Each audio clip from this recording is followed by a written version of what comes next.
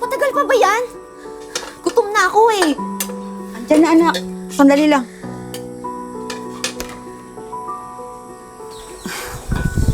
O yan na, anak. Kain ka na. Tagal naman yan, ma. Gutom na ako eh. Ayan na, anak. Kumain ka na. Sige na. Uy, ganyatin na yan. Ma, Oh, anak. si Ate Doyen lang po pinagluto yung pagkain.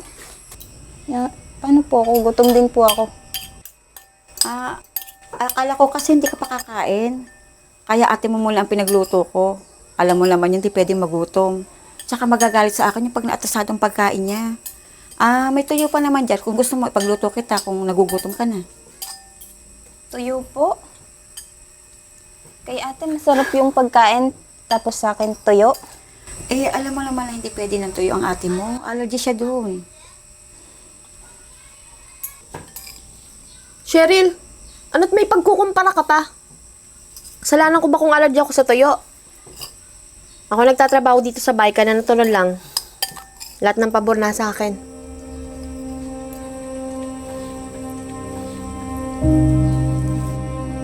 Ma, kasalanan ko ba kung paborito mo ako? Huwag na kayong mag-away magkapatid. Alam mo, nung bata pa kayo ni Cheryl, ikaw ang sakitin. Kaya pabalik-balik ka sa ospital. Dinasal ko sa Diyos na magkaanak ako. At ikaw ang unang binigay niya sa akin. Kaya ikaw ang prinsesa ni Mama. Talaga, Mama? Inumin mo lang yung gamot mo ha, pagkatapos mo kumain.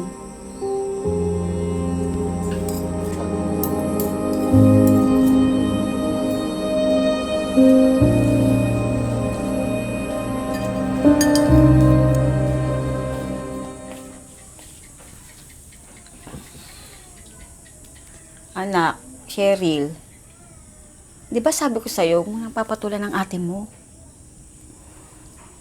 Ma, nakakape ko na din naman kasi si ate.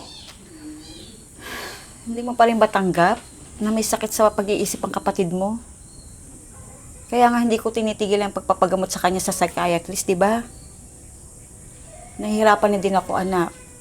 Pero kahit naghihirap tayo, itataguyod ko pa rin ang pagpapagamot sa kanya. Sa ate mo.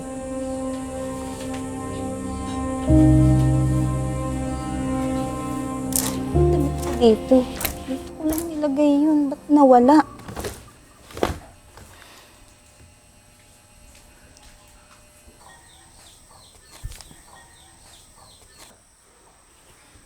Ate! Ba't suot mo yung damit ko? Kanina ko pang hinahanap yan eh. Suot mo lang pala, hindi ka man lamang nagpaalam sa akin. Ba't naman ako magpapaalam sa'yo? Hindi ko kailangan magpaalam. Magkapatid tayo, di ba? Kaya lahat ng sa'yo, akin din.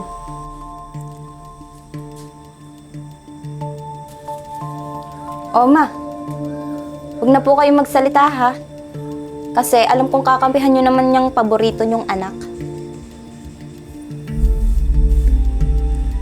Oh, anak. Bagay na bagay sa'yo ang damit ni Cheryl, ah. Lalo kang pumuti. Talaga, Mama? Mm-mm. Akin na lang to? Oo, mas bagay sa'yo yan kaysa kay Cheryl.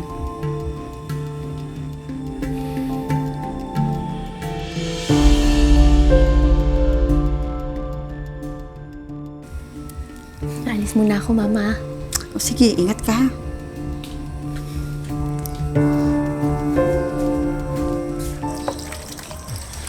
Alam mo ba, para akong sampid sa bahay namin.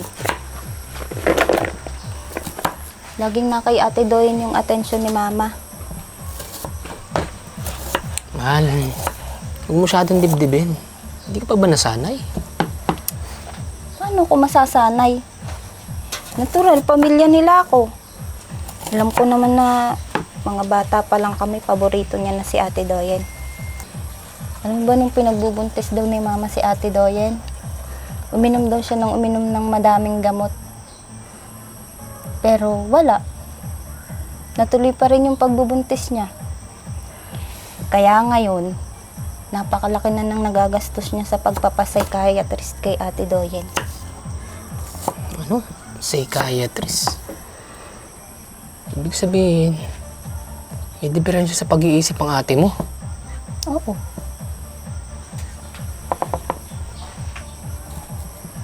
Buti ikaw wala. Uy, grabe naman. Joke lang. Pero, no choice. Alam mo, intindihin mo na lang kung anong kalagayan ng ate mo. Wala ka kasing magagawa para dyan. Alam mo pa yung nakakasama ng loob? Lahat-lahat ng nakukuha ni Ate Doyen, binibigay ni Mama. Ano kaya sa mga darating pang araw? Ano pa kayang kayang ibigay ni Mama? Maling-mali din naman kasi si Mama eh. Mahal, hayaan mo na. Huwag mo na masyadong kadibdibin, ha? Oh, tapos na pala yan. Masya, pagluluto na kita. Sige. Hindi ka naman pala pinagluto eh. Ako na. Saka na yan. Oh, Halika, pasok. sa'yo na yan. Ayoko na yan. Hindi naman pala maganda. Buwag. Mga anak, Tito Erwinyo, asawa ko. Matagal na kami magkarelasyon. Hindi ko pa lang siya maipakilala sa inyo kasi ayaw pa niya. Pero ngayon, napagdesisyon na namin magsama. Kumusta kayo? Ayos ka naman palang pumili, Ma. Pwede magtanong, Ano yan? anong nagustuhan mo sa mama ko? Mabuti siyang tao. Malalahanin. Masikaso. Kaya mahal na mahal ko to eh. Tsaka, hindi hadlang yung edad namin dalawa para lalo ko siyang mahalin. Di ba, mahal? Sigurado ka hindi mo lolokohin si Mama? Oo naman. Mahal na mahal ko ang mama mo. Hindi ko siya maluloko. Dito na po kayo titira? Oo, dito na siya titira. Kaya, papa nang itatawag niyo sa kanya. Buti naman po at may makakasama na tayong lalaki dito. Masaya po ako para sa inyo, Mama. Masaya po ako na may makakasama na po kayo sa habang buhay. Akin ang gamit mo, ayusin ko. Mahal, maraming salamat ha.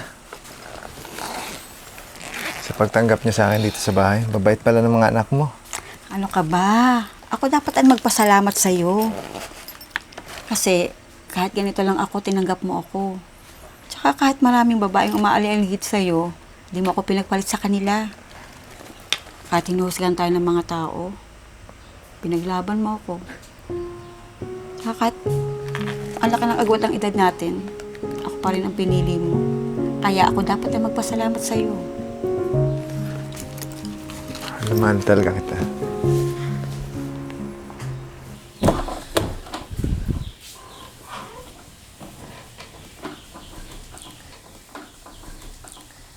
Pa? Sama kasi yung pakiramdam ko eh.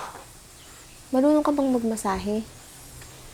Abay, hindi mo natatanong. Dati akong therapist. Ano bang masakit sa'yo? Talaga? Sakit kasi yung ulo ko eh. Tsaka yung likod ko. Pwede mo ba akong masahiin? Sige. Ano bang masakit? Dito. Ganito ba? Diyan. Tsaka dito. Ate! Baka naman makita kayo ni Mama. Parang alaswa nyo naman. Sheryl, anong malaswa doon? Nagpapamasahe lang ako kay Papa kasi masama ang pakiramdam ko. Cheryl naman, masyado ka malisyosa. Para nagpapamasahe lang ang ate mo.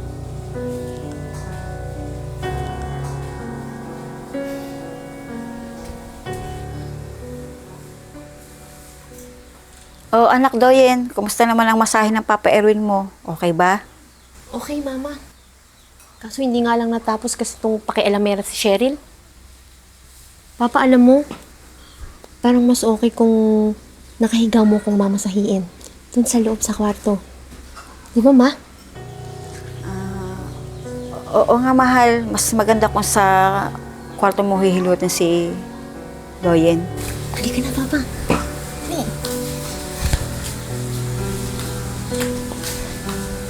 Halika na, Papa.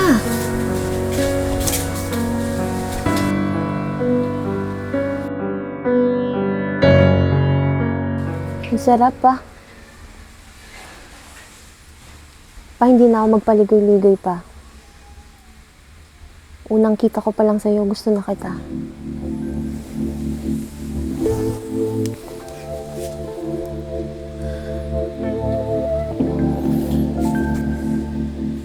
Doyen, anak, anong ginagawa at sinasabi mo? Asawa ko ng mama mo. Eh ano naman? Hindi naman kayo kasal, di ba? Kaya hindi ka tunay na papa. Saka hindi ka mapapaligaya ni mama, matanda na siya. Mahal ko ang mama mo. Subukan lang natin. Ano ka ba? Kayang-kaya kitang bigyan ng anak. Narinig ko, nag-usap kayo ni mama, gustong-gusto mo magkaanak, di ba? Kayang-kaya ko ibigay sa'yo yun. Tanga ka kung maniniwala kang mabibigyan ka ng anak ni mama. Matanda na siya. Pag-isipan mo yung sinasabi ko, Papa. Gagawin ko yung lahat para makuha ko yun.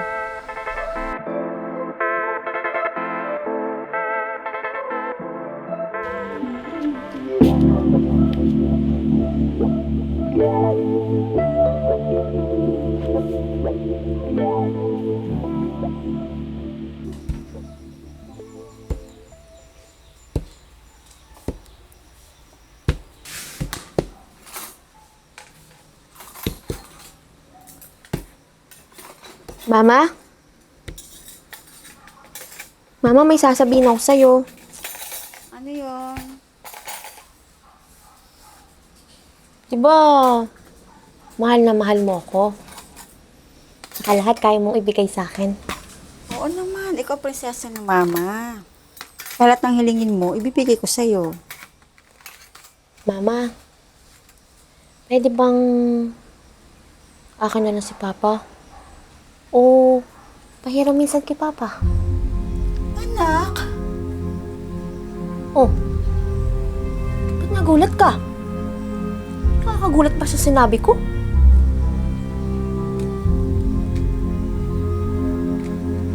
Ano? Hindi ka ba sasagot? Ma, gustong-gusto ko si Papa. Hindi naman kayo kasal ah.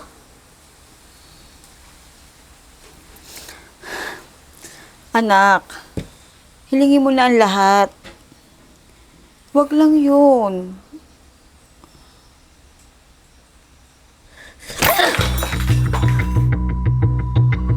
Madamot ka na ngayon sa akin? Hindi mo ako pwedeng tanggihan, Ma. Gustong-gusto ko si Papa. Kilala mo ako, Ma. Alam mo kung anong kaya kong gawin sa sarili ko pag hindi mo binigay yung gusto ko. Ma! Ang lakas ng boses ni Ate Doyen, kinig na kinig sa kapitbahay.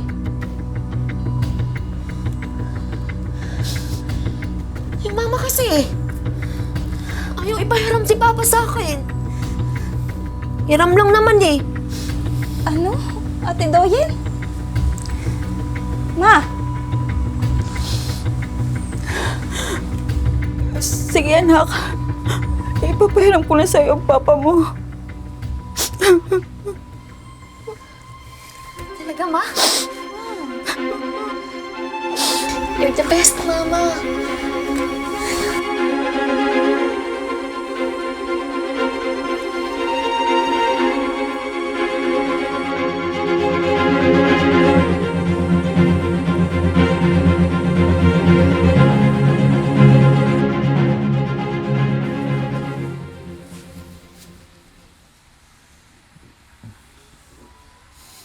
Ano yung sinasabi sa ni Cheryl? Bakit ka pumayag?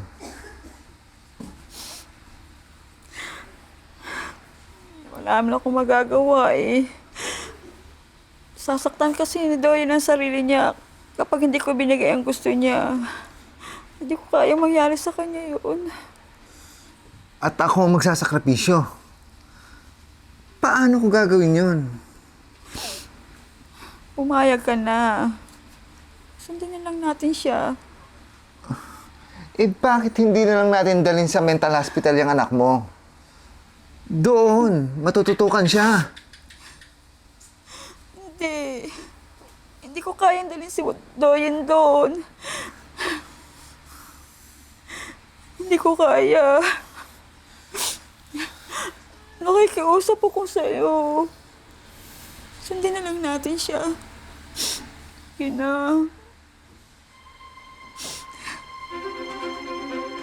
Tabihan mo na siya. Sige na.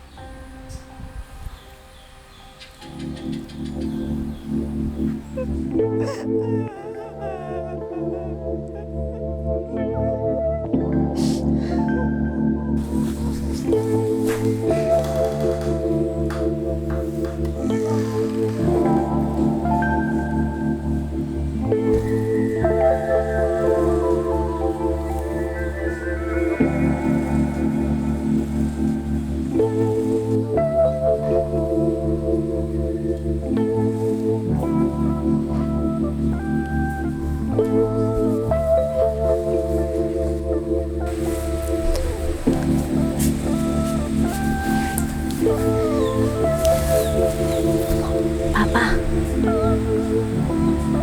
Papa.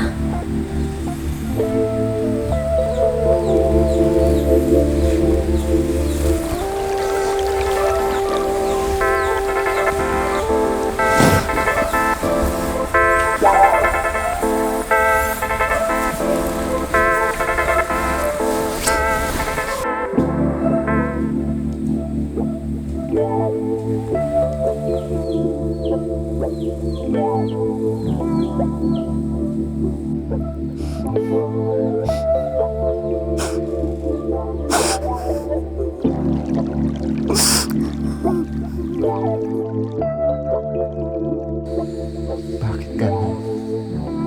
Simula na may nangyari sa amin nito, hindi na yun mawala sa isip ko. Bakit hinahanap-hanap ko?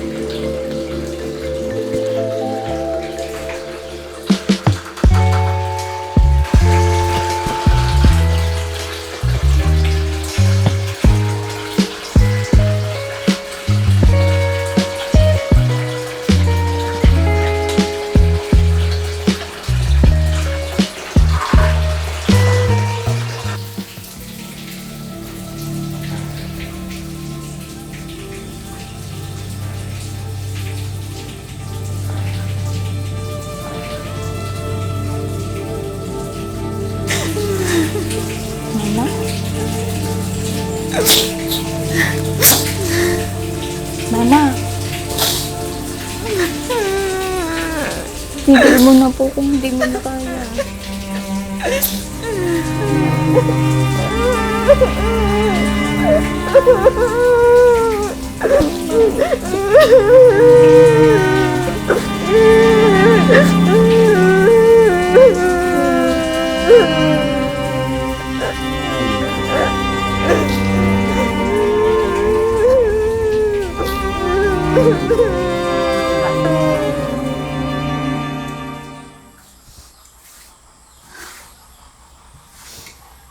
Bakit? Wala sa usapan natin na magkakagusto ka sa anak ko. Nagtiwala ako sa'yo. Kasi akala ko hanggang doon lang yun.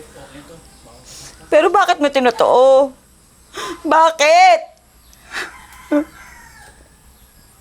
Pumayag lang ako sa gusto nyo. Pero hindi ko sinasadyang hanap-hanapin ko.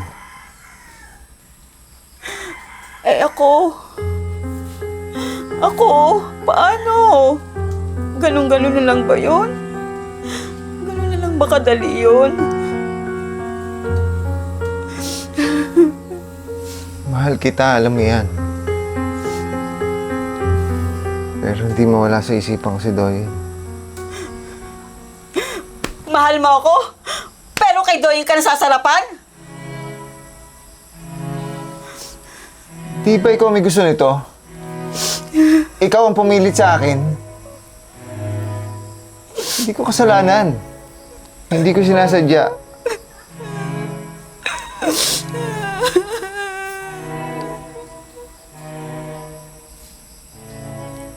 Ma, pa. Nag-aaway ba kayo? Ma, ba't nagagalit ka kay Papa? Ayaw mo nun? Pag nabuntis ako, magkakaanak na tayo. Magkakaapo ka na sa akin. Di ba ang saya nun?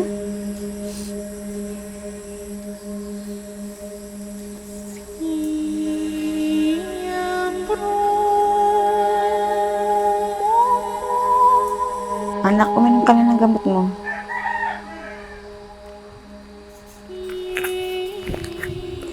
Ma, salamat ha. Salamat sa pagpapahiram mo sa akin kay Papa. Alam mo, sobrang saya ko. The best ka talaga, Mama.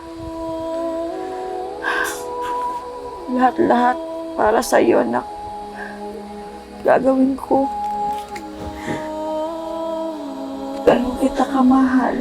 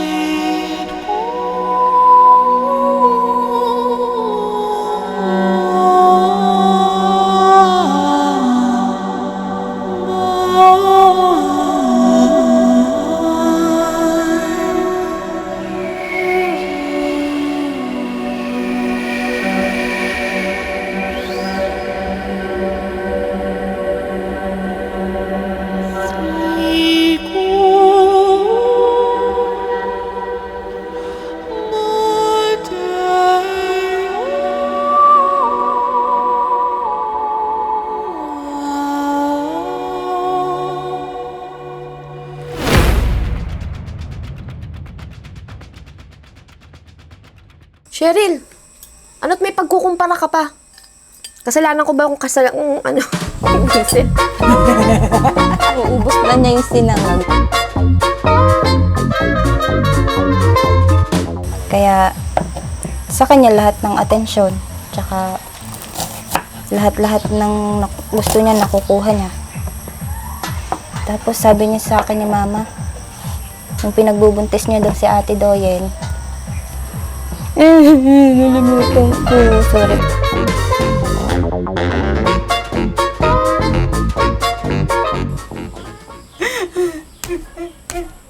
Ako ang mahal mo, pero ang kasala ko, ikaw nasasarapan!